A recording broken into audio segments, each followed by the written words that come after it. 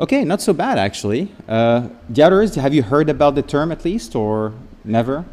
Okay, great. So this talk is not going to be very math heavy. It's actually going to be more conceptual, but I hope that you should understand homomorphic encryption and how that works for blockchain at the end of it. At least if I can actually speak eloquently. So we'll see about that. We have 25 minutes. My presentation is a little bit dense, so I hope that we're going to have time for questions. But if there is anything, I'm going to be around all day, so we can always hang out and discuss more about these things. All right? Vous me dites du coup quand je peux commencer? J'y vais? Ouais? Ok. J'imagine que ça veut dire oui. Okay. Great. So my name is Rand. I've been a developer since I was a kid. Did a PhD in machine learning 15 years ago and got into crypto in 2013. I then did a machine learning company that got acquired, and now I'm basically working on a new startup called Zama, where we work on homomorphic encryption. I also do quite a bit of angel investing in deep tech and crypto, so my sweet spot is investing in things that most investors cannot understand. So the reason why we have a problem with blockchain today is that everything is public. And you would argue, but things have to be public, because otherwise how can nodes reach consensus on what has been done? The problem with having everything public on a blockchain is that it creates a very unsafe environment. People know how rich you are, so they can potentially target you. We've all heard about friends, getting mugged with a knife or whatever. Surveillance, governments actually can trace everything you're doing, despite what people think. Governments love blockchain because of the traceability. And right now we have a huge MEV problem where you're basically paying a hidden tax on every transaction you're making because you've got those bots basically front-running what you're doing. Zero-knowledge proofs are partially addressing those problems by enabling you to do off-chain computation so that people on-chain wouldn't know what you actually do. The problem is that when you have multiple users interacting, well, it doesn't work anymore because those users will need to somehow collaborate. And if you do that off-chain, you're just displacing the privacy from an on-chain privacy problem to an off-chain privacy problem. And we're basically back to a normal cloud Web 2 kind of privacy setup. What we really want is to have full on-chain privacy. And the way that we can do that is using a technology called homomorphic encryption, where basically you can do encrypted computation on encrypted data. So the way it works is the user has a secret key. They encrypt the data with a secret key, send it to the server who does the processing. The server doesn't have the key to actually decrypt the data, so it has no idea what it just received. But it can still do processing on it, produce a result which itself is encrypted, send it back to the user who can now actually decrypt it. So this is really powerful because it means that you can basically offload computation to an untrusted server without having to reveal anything about the data or the result of that computation. And so when you apply that to a blockchain, it gives you the opportunity to actually do encrypted transactions where the content and the data included in the transaction is an encrypted data and not a plain text value. You can have encrypted state updates. So you can have smart contracts manipulating states which are encrypted so that nobody can actually see the on-chain state and the real value of it. And then finally, you can also store data on-chain completely encrypted and never have to worry about anybody seeing the data but you as the actual end user.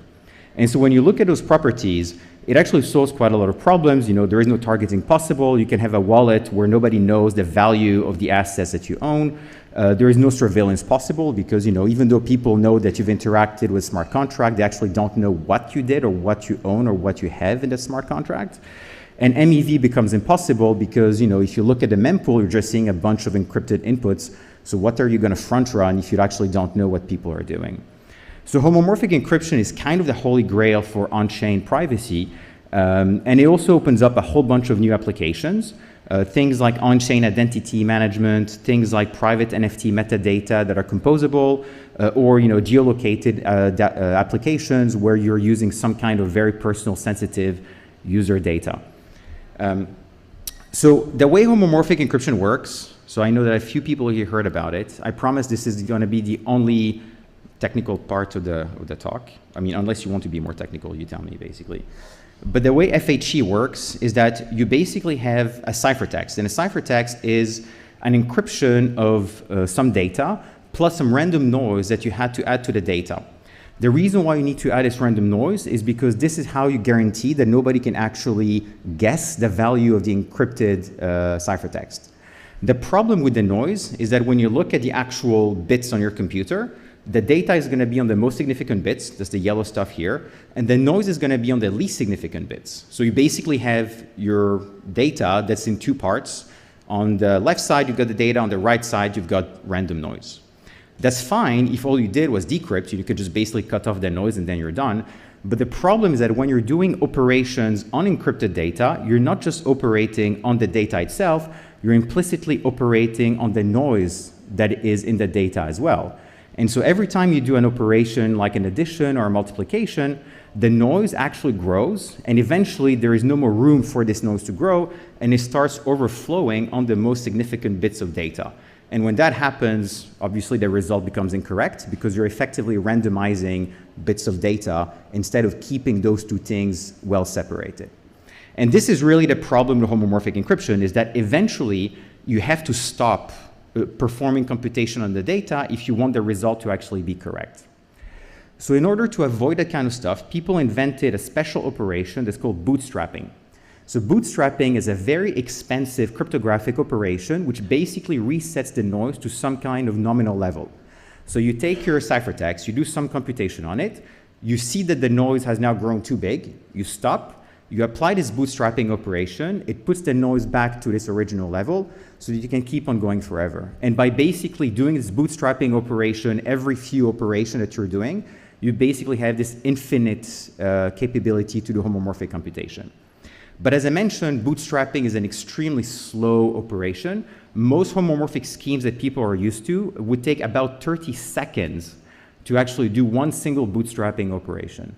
And so when people say that homomorphic encryption is slow, it's not because of the arithmetics, it's actually because of the need to bootstrap on a constant basis to keep this noise in check so that you get correct results. So for a very long time, the way people dealt with that is that they just ignored the problem and they just said, well, you know what, we're just not going to bootstrap. We're going to use extremely big integers, like kilobyte or megabyte integers, and we're going to give enough space for the noise to grow for the whole computation, and then we're decrypting at the end, and so it doesn't matter anymore. That's called level schemes. You have the BFV, BGV, CKKS scheme, which are very popular in that space. The problem when you do that is that you're basically getting something extremely efficient in terms of speed, but you have a limited number of computation, however big and however much noise budget you're basically giving yourself. And in the case of a smart contract where the state on chain might be indefinitely updated, so for example, an ERC20 smart contract, eventually you are going to run out of noise, right? You're not going to be able to compute forever without basically getting an incorrect value. So this is the Solidity ERC20 smart contract. You see this balance from where you're basically doing a subtraction and addition. If this was an encrypted value, you've got an encrypted balance and subtract an encrypted amount, potentially, eventually, you're going to actually overflow the data, and the result of the transfer will be incorrect. So there is no actual way to guarantee that you will have an exact result unless you actually resort to bootstrapping. The second problem is that with level schemes, you can only do additions and multiplications. And what that means is that if you want to compute some nonlinear function, like, I don't know, exponential function or whatever, or if you want to do a homomorphic comparison, you will not be able to do it unless you approximate it with a polynomial approximation. So polynomial approximations are very difficult to design well, so you would need to handcraft an approximation for every function, and plus there will still be approximations. So if you take again the example of the ERC20 smart contract, if you look at the require here, which checks that a user has enough tokens to actually transfer, which I think is kind of like the base security, if this is an approximate check, and sometimes probabilistically it can fail, it means that sometimes you will actually pass this require even though the user doesn't have enough balance. So unless you can do an exact comparison, it's impossible to guarantee that the requires in your smart contracts will actually do what they're supposed to do, which is to safeguard the logic of your smart contract. So it's kind of game over for homomorphic encryption at that point. You're like, okay, so basically the choice is something extremely slow and inefficient or some random error in my smart contract, which quite frankly is not something that anybody wants. So fortunately, there is another scheme that's called ETHcc, which is one of the newer schemes, which actually enables you to do exact computation an infinite number of times because it has something called very fast bootstrapping. So TFHE, instead of basically doing a limited number of additions and multiplication and approximating everything, gives you this ability to do very fast bootstrapping, a few milliseconds instead of tens of seconds. So you can do it all the time. And it gives you the ability to basically do arbitrary functions exactly as you would in plain text if it was not encrypted. So you can do homomorphic comparison, you can do homomorphic lambda functions, homomorphic whatever you want. The result that you will get with TFHE is exactly the result you would have gotten if there was no encryption at all. So this is an extremely powerful technique, which is actually very nice for smart contracts because you can basically keep on going forever without any error, and you can do those requires exactly. So if you compare kind of like the approaches, you've got kind of the older schemes, the leveled ones. You've got a limited number of operation versus unlimited for TFHE. You've got slow bootstrapping, 30 seconds versus 10 milliseconds for TFHE. Both of them can do exact arithmetics, additions, multiplication, but only TFHE can do exact nonlinear functions and comparisons. And you can also do Boolean circuits as well as integer circuits with TFHE. So the reason why you probably haven't heard of TFHE is because it was invented by a woman during her PhD that wasn't a famous academic. And so for a very long time, big famous academics basically discredited this woman's work, saying it cannot be better than 20 years of work that we all have done at MIT and other places. So my co-founder in my company, by the way, is one of the inventors of homomorphic encryption, Pascal Payet, and he was one of the first people to recognize the power of this technology, and that's the reason why we started this company. So TFHE, if you want, is the underdog that people kind of discredited, but it actually is becoming the dominant paradigm in homomorphic encryption. So what we did in our company is that we made that super easy for people to do because unless you're a cryptographer, homomorphic encryption is not exactly very user-friendly. So we created this framework called Concrete, which is a framework that offers very high-level APIs where you don't have to know cryptography to start using those things. It enables hardware acceleration, so GPU, CPUs, FPGA, and eventually ASICs, and it's all written in Rust, so you don't have to worry about C, C++, or that kind of stuff anymore. The last thing that we need before homomorphic encryption can become practical is performance. Right now, homomorphic encryption is still, I would say, 1,000x slower than what we would need in order for things to be cost efficient. But fortunately, the speed of homomorphic encryption is increasing by a factor of 10 every couple of years or so, mostly thanks to better crypto and hardware acceleration. So we're now at this inflection point where by 2025, we're expecting homomorphic encryption to become so cheap and so fast that you can use it in anything in the cloud or on blockchain without having to worry about latency, cost, or any kind of other thing. So homomorphic encryption today, if you want, is kind of where zero-knowledge proofs were 3-4 years ago, when people kind of cracked the math and the framework started to appear, but it was still too slow to actually be universally applicable. This is where we are with FHE, and we're bridging that gap in the next couple of years. So watch out for that, because I think that this is going to be a pretty major topic in cryptography in the coming years, and it's really just on the verge of becoming practical. So how does that relate to private smart contracts? Well, homomorphic encryption is great, but if you want to use it for private smart contracts, you have to do a little bit more cryptographic gymnastics to actually make it work out of the box. So let's take an example of an encrypted ERC20, well, it's not ERC20, like an encrypted token contract. So this is written in Rust. It's a very simple contract. When you read it, I mean, there is really no cryptography in it, right? You basically have a balance, which is just a map between an address and a value, but the value this time is not a plaintext value, it's an encryption of the value. So you're mapping from an address to an encrypted integer. And then you've got a transfer function, which takes an address from, an address to, and then an amount, which itself is encrypted. So here, this token would give you the ability to have on-chain encrypted balances as well as encrypted transfers. You've got this require function, which basically does a homomorphic check that you've got enough money to make the transfer. Then you've got a homomorphic addition and subtraction. So all of this is basically pretty much as you would have in your traditional smart contract, but just replacing the integers by encrypted integers. The biggest difference is to view your balance. On an existing blockchain where everything is public, you can just read the blockchain and then see the balance of every user. But if we're talking about private smart contracts, we obviously don't want people to be able to see the balance of arbitrary users. We should restrict what people can see to what they're allowed to see by the contract's logic. And so to do that, there is this extra operation which we need to introduce, which is called key switching. Key switching is a way where you can homomorphically convert a ciphertext that's under a key into a ciphertext under another key. So in this case here, because all the users are collaborating, you need all of them to share a key. So the network has to have a key that everybody is basically doing the computation under, but you want the user to be able to uniquely decrypt his own state. So what you would do is you would basically kind of do a re-encryption where you would convert from the network key into the user key. But all of that is done homomorphically, so there is no decryption in the process. You're basically just swapping the keys around. So this basically gives you the ability to have a private token where you can do everything encrypted, on-chain, without any kind of off-chain computation, with full privacy. So the high-level protocol is very simple. There is a user, the user encrypts their inputs, sends it to the network. The validators on the network will execute a homomorphic computation, and then basically key switch for the user to see the balance, and then the user can get the result and decrypt it. Simple. Well, unfortunately, it's not that simple. Because as I mentioned, you need to have a shared key for the users to be able to do computation together.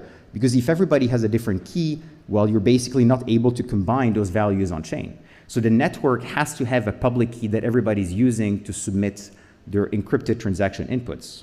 And so that creates a whole bunch of problems. The first one is, if there is a network key, well, who holds the key, right? I mean, if you need a trusted third party to hold the key, you're kind of defeating the whole purpose of having a blockchain in the first place. The second problem is, if you can actually do requires to make sure the transaction is valid, you're implicitly saying that the validators can decrypt the value of the require statement so that they can decide whether they should put this transaction into the block or basically revert it. But if the validators can actually do that, how do you prevent them from arbitrarily doing that for any value instead of what they're really supposed to do? And finally, if users can actually key switch and see their own balances, what prevents them from creating a fake smart contract where they would take another user's encrypted balance, pretend it's their own by making a transaction and then decrypting that? So there is a lot of problem because basically what you end up with is a protocol where everybody's trying to cheat and there is someone in the middle which is supposed to do a decryption. So it's kind of like literally the worst possible scenario for security. So there is something really cool that you've probably heard about in other settings, which is called threshold encryption. So you can actually do threshold homomorphic encryption, where you would basically have a bunch of validators sharing the secret key. So you take your secret key, you split it into 10, 20, 100 pieces, you give those pieces to each of the validators. So none of them has a full key to be able to decrypt the data, they only have a piece of the key. The second thing that they do is then they do what's called a partial decryption. So each validator will then take their own piece of private key and basically decrypt the ciphertext with that piece of the private key. So what they would end up with is a partial decryption, but they're still learning nothing about the actual value. And then eventually, once all the validators did that, you can do the aggregation, and what you end up with is a full decryption, even though none of them had the full secret key. And you can design this threshold protocol such that it's resistant for at least 2/3 of the validators, which means that in order to cheat, you will need to control at least 2/3 of the validators which are engaged in this threshold protocol. So I think 2/3 is quite good security, I think, if you've got a pretty well decentralized set of validators. The only drawback of using threshold FHE is that you need to have a fairly fixed and not huge amount of validators. Like you cannot have like 100,000 validators, and you cannot have people just going in and out every second from the network. There needs to be some kind of like maybe 100 validator sets for a period of time that you can rely on for this threshold protocol, which quite frankly is pretty much what people are doing with delegated proof of stake, nominated proof of stake, and all of those delegation flavor of POS basically. So now that you can do this threshold protocol, you basically no longer have to worry about the secret key being compromised. Nobody actually has a secret key. It's basically a shared decentralized protocol. You still have to deal with those encrypted requires. So a validator who's performing a require has to know whether this require has passed or not in order to validate or invalidate the transaction. So what prevents a validator from injecting some arbitrary value in this require, doing this threshold protocol for decryption, and basically getting something they're not supposed to. So how do you prevent validators from cheating?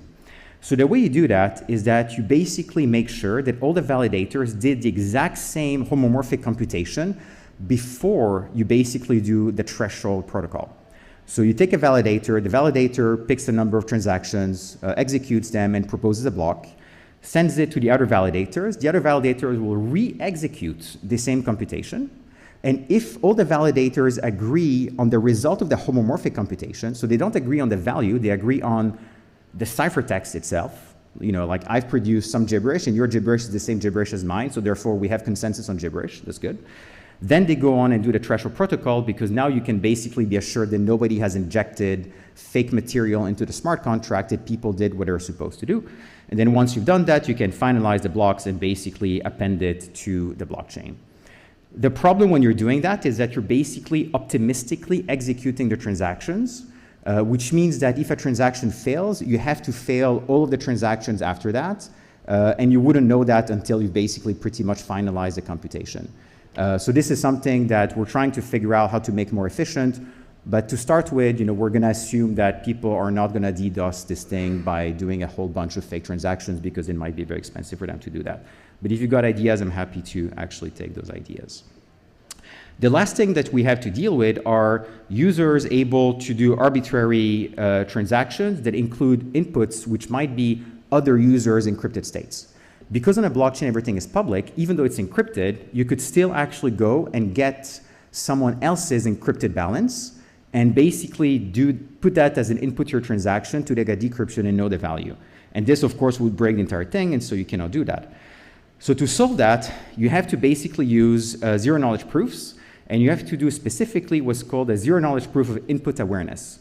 And so what that means is that when a user makes a transaction that includes encrypted inputs, they need to provide with the transaction a proof that they knew the plaintext value of this encrypted input. So basically, the user has to prove that he's the one who encrypted the value and not some other person that he just stole the ciphertext from. So this is fortunately something that's not too complicated to do, but you can see how this actually starts piling up and adding more and more complexity. So homomorphic encryption is difficult in itself, but if you want to do it in the case of a smart contract protocol, you can see that I have to mix FHE with threshold cryptography, with consensus engineering, with zero knowledge proofs. It's actually a fairly complicated protocol, but the important thing is it actually kind of works in terms of security, right? So we can actually build it. I'm sure it's not going to be the most efficient way, but we can actually build it. And as far as I can tell, this is the first time that you could actually think about having a protocol for an on-chain privacy. So the full protocol looks like the user encrypts inputs, produces proofs that he knows the inputs that he is providing. The network gets those inputs and the proofs. The validator check the proofs, execute the FHE transactions, reach consensus on it, do the threshold decryption, check the requires, invalidate the things, do the key switching, and then after that, the user can retrieve their state and decrypt it. So it's still fairly simple-ish, but you now have all those extra cryptography steps. So where are we going next? There are ways to improve that, which we don't know how to do yet. And if you're interested in that space, again, happy to talk about it. One of them is to do provable correctness for homomorphic encryption.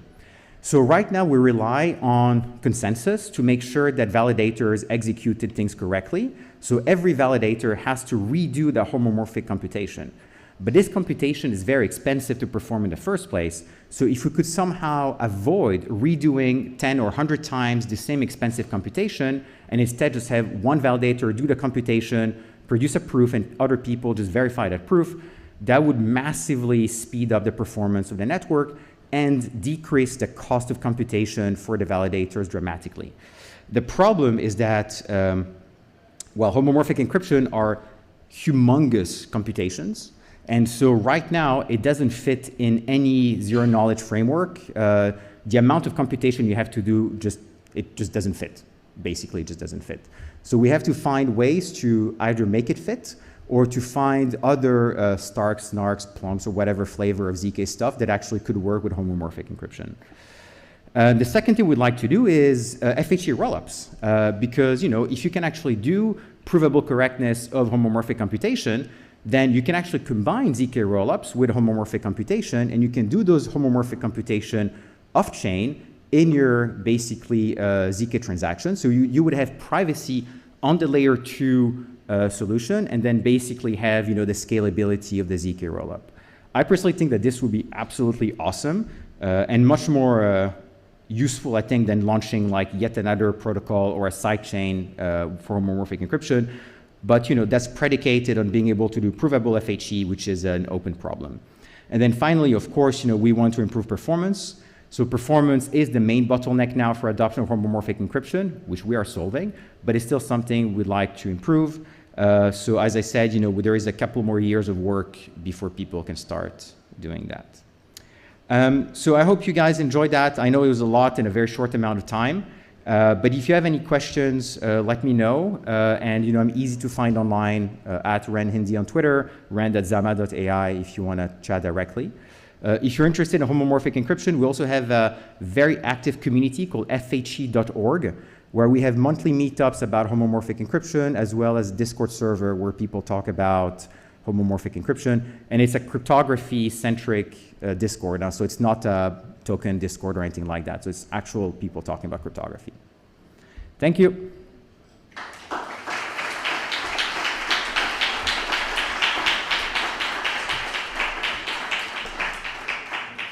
Any questions? Do we have 5 minutes or not?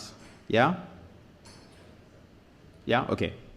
Go ahead. Hi, thank you. This is very interesting, but I only have one question about it. We are protecting, by this homomorphic cryptography, we are protecting the wallet's amounts. Yeah. We can't protect from other eyes the interaction. I mean, example, everybody will say, will be able to see that I have interacted, let's say, for example, with Avegochi, but I will never see how much I earn and how much I spent. Is that so? We can't protect the interaction. They wouldn't be able to see the data, but they would still see the metadata. They would know that you just called this smart contract or you just interacted with this address.